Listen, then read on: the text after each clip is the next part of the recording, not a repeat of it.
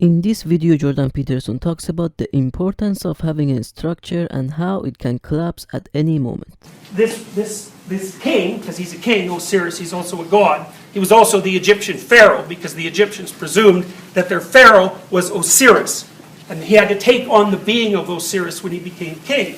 When he was coronated, it's like, you're not a person anymore. You're the embodiment of the state. And that happens to people when they turn into the President of the United States, for example. They're not whoever they were. They're hardly them at all. They're now this.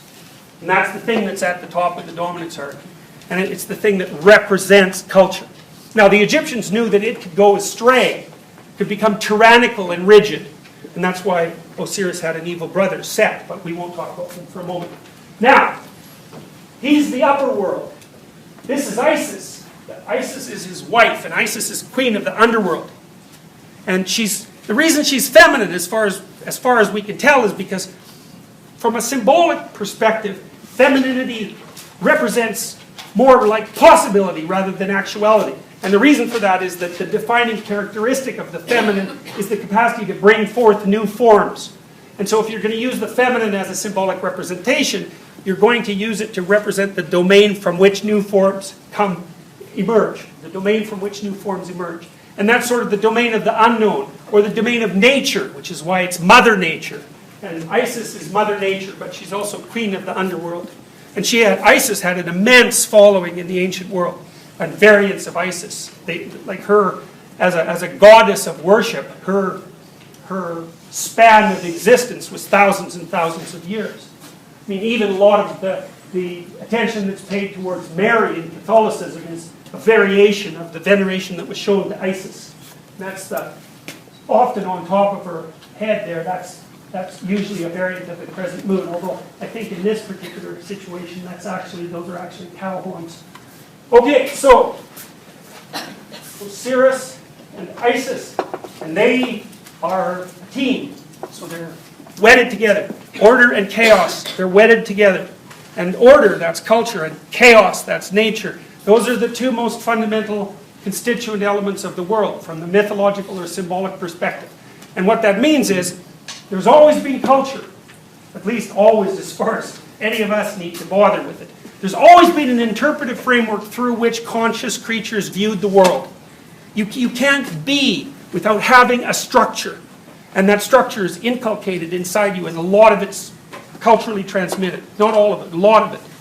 So it's a precondition for existence that you're a structured thing. And that structure is order. And then the other element of existence is that there are things that are outside of that order, always, that you can't cope with. Because you're a finite thing. And your culture is a finite and bounded thing. And outside of that, there's mystery.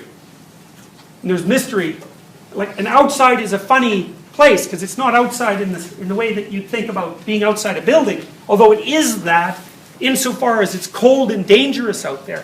But there's outsides everywhere. So for example, if you know someone, maybe you're in a relationship with them, and you're kind of comfortable with them, and then one day you're having a conversation with them, and they tell you something shocking, like maybe you're in an intimate relationship with them, and they tell you that maybe it's the day they tell you that they are having an affair, or maybe that they had 5 and that they're still going on. Who knows? And then all of a sudden, 1 second you're inside a close and isolated and comfortable cultural space, and the next second you're outside. And that's because no matter where you are, the boundaries of your knowledge only extend so far. And the fact that you're very limited in what you apprehend can be made manifest to you at any moment. Any of your presuppositions can fail, especially in relationship to other people or yourself.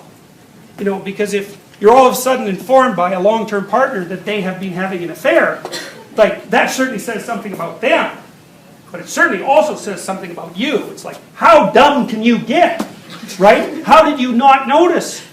How are you so naive? Now, you might think it's cruel to blame the victim, and no doubt it is, but it's irrelevant in this case because that's what you're going to think in any case, right? Because you're wandering around thinking you're a reasonably perceptive and well-adapted creature, and all of a sudden, poof, someone pulls the rug out from underneath you.